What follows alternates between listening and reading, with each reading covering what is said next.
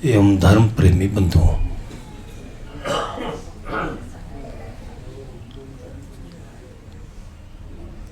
आज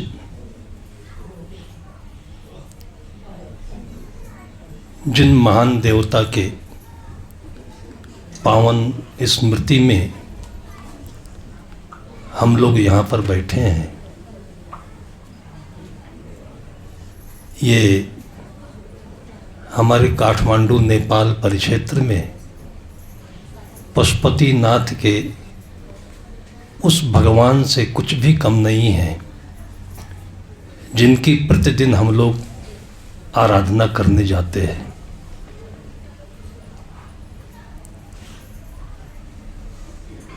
मनुष्य अपने जीवन में कितना भी बौद्धिक उन्नति करे, कितना भी आर्थिक, राजनैतिक और अन्य क्षेत्रों में उन्नति कर ले, लेकिन जीवन का मूल मन में बसता है। मन से ही सुख होता है, दुख होता है, शांति होती है, अशांति होती है। मन में शांति नहीं है तो बीपी भी बढ़ता रहेगा, शुगर भी कंट्रोल नहीं हो सकता है, शरीर के जितने भी क्रियाएं हैं सब अनियंत्रित हो जाती है। सबका मूल मन है। मन कैसा होना चाहिए? एक फूल की तरह से, जिसको हम ले जाकर पशुपति भगवान में समर्पित करते हैं। एक फूल, इसलिए धर्म क्षेत्र में फूल को सुमन कहते हैं। सुमन का अर्थ होता है सुंदर मन, जो सदैव तृप्त रहे, संतुष्ट रहे, खिला रहे, सुहाता रहे, लोगों को आंखों में सुख देता रहे, वो फूल है।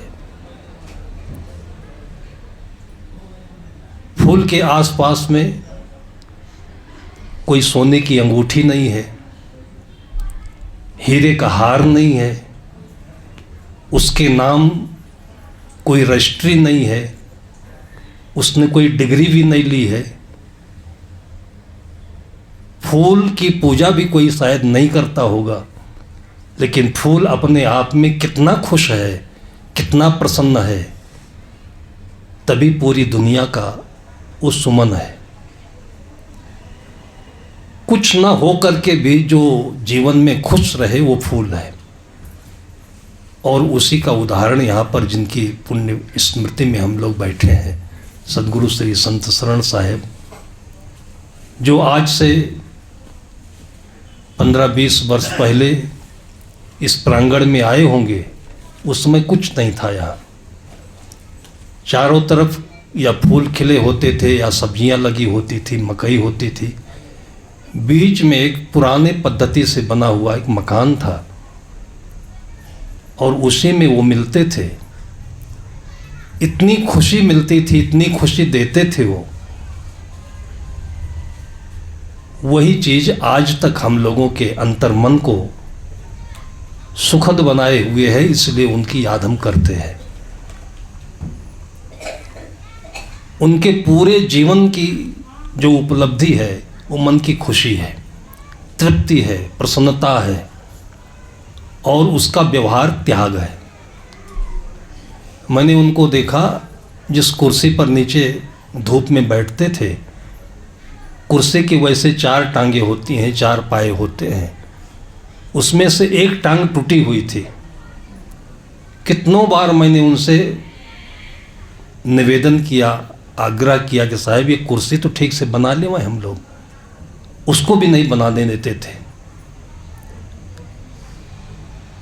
आज हम लोगों का मन कहाँ कहाँ फंसा हुआ है कि सारी सुविधा होते हुए भी हम लोग और अपने मन से अपने में खुश नहीं है। कुत्ता खुश है, गाय खुश है, पक्षी खुश हैं, फूल खुश हैं, पेड़ पौधे खिल रहे हैं, केवल आदमी ना खुश है। उस खुशी के लिए क्या चाहिए? कुछ भी नहीं चाहिए, केवल मन चाहिए। हम आप राजी हों और हंसे। किसने मना किया हंसने के लिए? और इसके जीवंत उदाहरण वर्तमान के संत गुरुजन हैं। ये बिल्डिंग नहीं देखें, इसको आश्रम न माने, ये पशुपति देवालय है। मैं भी कभी पशुपति जाता हूँ बानेश्वर आश्रम में रह करके, तो मैं देखता हूँ कि लोग कतार में लगे हुए पशुपति के दर्शन के लिए, और आसपास में छोटे छोटे मंदिर बने हैं देवालय के रूप में। पशुपति के पास क्यों जाते हैं? वो तो पत्थर की मूर्ति है, लेकिन बहुत बड़ा रहस्य है उस पत्थर की मूर्ति में, जो एक माँ में होता है या पिता में होता है, होना चाहिए। कि माँ के 4 पुत्र हों, 5 पुत्र हों, 2 पुत्र हों, अगर माँ है तो उसकी आंखों में चारों पुत्र समान होते हैं। कोई पुत्र पढ़कर सीडीओ बन गया, कलेक्टर बन गया, कोई पुत्र वकील हो गया, लेकिन एक पुत्र पढ़ नहीं पाया तो खेती करता है, और चौथा पुत्र बुद्धि से कमज़ोर है तो थोड़ा सा पागल है। लेकिन जब बंटवारा होने लगेगा तो क्या माँ उस पागल पुत्र को छोड़ देगी? सबके दिल से, केवल माँ के दिल से नहीं, सबके दिल से ये आवाज़ आएगी कि सबसे पहला हिस्सा उस पागल को मिलना चाहिए, सबसे पहला अधिकार उसका है। उसे माँ कहते हैं। वो माँ कभी नहीं चाहेगी कि कलेक्टर मेरा बेटा आया, पहले उससे उठ करके मिले और बाद में पागल से मिलेंगे। कभी नहीं चाहती माँ ऐसा, और शायद पिता भी ऐसा ही होता है। लेकिन बच्चे नहीं समझ पाते। बहुएं आती हैं, बच्चे होते हैं, इतना लांछन लगाते हैं कि वो मंझली को ज़्यादा मानती है, वो छोटी को ज़्यादा मानती है, पिता बेड़े को ज़्यादा मानता है। और माता पिता अपने बच्चों के, बहुओं के लांछन को, बदनामी को, निंदा को सुन करके भी कुछ उत्तर नहीं दे पाते हैं। जब वो बच्चे माँ बाप बनते हैं तब उनको उत्तर मिल जाता है, क्योंकि उनके बेटे भी वैसे करते हैं। पशुपति जिनको हम कहते हैं, वो पत्थर की मूर्ति, कोई डॉक्टर रामवरण यादव आ जाए, कोई अमिताभ बच्चन आ जाए, अक्षय कुमार आ जाए, ज्ञानेंद्र राजा आ जाए, किसी के लिए भी वो कम ज़्यादा नहीं होता है। सबके हाथ में वही फूल है, वही अक्षत है, वही सुगंधी है, और सबके सामने समान भाव से वो रहता है। उसके पास कोई भेदभाव नहीं है। ये भावना जिसके अंदर में होती है उसको संत कहते हैं, महान कहते हैं और भगवान कहते हैं। भगवान की जो उपमा दी जाती है आकाश से दी जाती है, महासागर से दी जाती है। आकाश उसे कहते हैं कि जिसमें आप थूकिए तो, अर्चन करिए तो, कुछ भी करिए तो कुछ लगता नहीं है। महासागर किसे कहते हैं कि सारी नदियाँ और सारे शहरों की गंदगी लेकर के जाकर महासागर में मिल जाती है। उसमें अच्छा पानी भी मिलता है, गंदा पानी भी मिलता है, लेकिन सबको अपने हृदय में वो समा करके और फिर वहाँ से एक सुंदर भाप दे करके हिमालय पहुँचता है वो पानी, और हिमालय से सबको शुद्ध जल मिलता है। ऐसे ही जिस माँ का, जिस पिता का, जिस मनुष्य का हृदय सबके लिए समान हो, कोई गलत हो तो, कोई सही हो तो, कोई जान रक्सी खाता हो, कोई चोर हो तो, और कोई अच्छा व्यक्ति हो तो, सबके लिए समान हो। कभी कभी लोग टिप्पणी करते हैं कि यहाँ साधु के यहाँ तो हमारा चप्पल चोरी हो गया, चोर भी आते हैं, यहाँ तो चुरट खाने वाले भी आते हैं, यहाँ तो आने वालों को मैंने ठेके पर जान खाते भी देखा है। ये वो जगह है जहाँ हर कोई आता है, और किस लिए आता है? अपना दुख देने के लिए, सुख ले जाने के लिए आता है। सबके लिए समान भाव होता है, और इसलिए इसको हम महान कहते हैं, महान पुरुष कहते हैं, भगवान कहते हैं। भगवान की एक भावना है, जो भावना आने पर सबके लिए समान भावना पैदा हो जाए उसे भगवान कहते हैं। मैंने सदगुरु संत साहब को देखा, राजे महाराजे भी यहाँ पर आते थे और राजे महाराजे भी ऐसे लोगों की आंखों में क्रिटिसिज्म हो, आलोचना हो तो लगता है कि संत लोग तो बड़ों बड़ों को ही मिलते हैं, उन्हीं को पूछते हैं। संत लोग बड़ों बड़ों को मिलते नहीं, बड़ों बड़ों को सबसे मिलाते हैं। संत लोगों के यहाँ जो आता है वो बड़े हो जाते हैं। मैंने देखा यहाँ राज दरबार से आने वाली रानियाँ, वहाँ रहने वाले लोग, जो पेड़ पौधों से पत्तियाँ होती हैं उस पत्तों के पत्तल में भोजन करते देखा। तो हम लोग तब गुरुदेव जी के सेवक के रूप में काम करते थे भोजन में, तो हमने कोशिश की कि इनको पत्तल में क्यों खिलाएं, हमारे अतिथि हैं, देव हैं, तो बढ़िया नई स्टील की थाली है उसमें देते हैं। स्टील की थाली में परोसने की कोशिश की तो उन्होंने स्वीकार नहीं किया रानियों ने। उन्होंने कहा कि स्टील की जो थाली है बहुत शुद्ध चीज़ नहीं है, सबसे शुद्ध चीज़ सोना है। हम लोग सोने की थाली में खाते हैं। किस लिए सोना है? इसलिए नहीं कि बहुत कीमती होता है सोना। आप लोगों के पास घरों में सोना बहुत होगा और सोने की आप बहुत प्रशंसा भी करते हैं, लेकिन उसका गुण जो है किस कारण से बहुमूल्य है शायद कभी सुना नहीं होगा, और सुना होगा तो आज मैं फिर से बताता हूँ। उस रानी ने मुझे बताया कि सोना इसलिए अच्छा होता है कि सोने की जो धातु है उसमें दूध रखिए तो, दाल रखिए तो, कोई चीज़ रखिए तो वो धातु कभी बिगड़ती नहीं है। लोहे में रखिए, तांबे में रखिए, किसी अन्य धातु में रखिए तो वो बिगड़ने लगती है, अपना अर्क देने लगती है, तो वो जो सामान रखा होता है वो खराब होने लगता है। सोना नहीं बदलता है। इसी प्रकार से जो इंसान चोर से मिलकर, डकैत से मिलकर, अच्छे से मिलकर, बुरे से मिलकर कभी बदले नहीं, उसको सोना कहते हैं।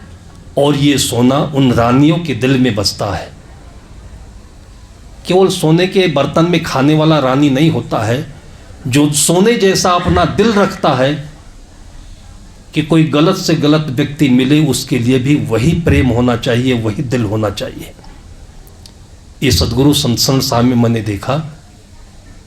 कभी यहाँ से गए हुए थे बाराबंकी में, उस समय इमरजेंसी लगी हुई थी, रास्ते बंद थे, बाराबंकी स्टेशन में उतरे और कोई साधन नहीं मिला, तो जाना था 30-35 किलोमीटर दूर, तो रिक्शा वाला मिला। उसे रिक्शा वालों को बहुत प्यार देते थे गुरुदेव जी। अगर रिक्शा वाला 25 रुपये मांगता था तो उसको बाद में वो 35 रुपये देते थे। सामान उतारने के बाद में, रिक्शे से उतरने के बाद में 35 रुपये देते थे। वो रिक्शे पर बैठे और जयचंदपुर तक आए और रास्ते में पता नहीं कहाँ कैसे किसी कुत्ते ने पहचान लिया और बाराबंकी से 35 किलोमीटर कुत्ता रिक्शे के पीछे दौड़ता दौड़ता जयचंदपुर आ गया। रास्ते में कई गांवों में कुत्तों ने उनको घेरा भी, छेका भी, लेकिन मैंने देखा कि उसके बाद जब कुत्ता भटक रहा था तो साहब ने उसको ध्यान दिया और फिर जैसे साहब की हम लोगों ने सेवा की, खिलाया पिलाया, वैसे साहब ने कुत्ते को भी जो भोजन आदमी करता है वही प्रसाद उस कुत्ते को खिलाया। हम लोग जहाँ भी रहते हैं, अगर ध्यान सही है तो माँ याद आती है खाने के पहले, खाने के पहले पिता याद आते हैं, खाने के पहले लोग याद आते हैं, खाने के पहले दुनिया याद आती है। इसलिए हमारे हिंदू संस्कृति में खाने के पहले उस थाली से थोड़ा सा हम लोग भोग लगाते हैं। ये हिंदू संस्कृति है। क्यों लगाते हैं? कि आज हम पेट भर खा रहे हैं, पता नहीं इस धरती पर कोई ऐसा भूखा तो नहीं रह गया है। हमारे भारतीय संस्कृति का ये वरदान है कि जो दूसरों को खिलाकर खाता है, उसके आंगन में, उसकी डेहरी में, उसके रसोई में कभी कोई चीज़ की कमी पड़ती नहीं, भोजन कभी चुकता नहीं है। महाभारत का अंग आप लोग याद करें, अज्ञातवास में जब पांडव थे तो पांडव लोग फल फूल की खोज में जंगल गए थे और द्रौपदी अपनी झोपड़ी में भोजन बना करके प्रतीक्षा में बैठी थी। तब तक एक संत आ गए, संत को बैठाया। हम लोग कोई आता है तो फिर तिकड़म करते हैं, बातें पूछते हैं, लेकिन एक संस्कृति है। संस्कृति किसे कहते हैं? संस्कार को, शिक्षा को। शिक्षा किसे कहते हैं? जो कागज के अक्षरों को पढ़ता है उसे नहीं कहते हैं, जो दिल को पढ़ता है, जो आँखों को पढ़ता है, जो लोगों के दुख सुख को पढ़ता है, उसे शिक्षा कहते हैं, संस्कार कहते हैं।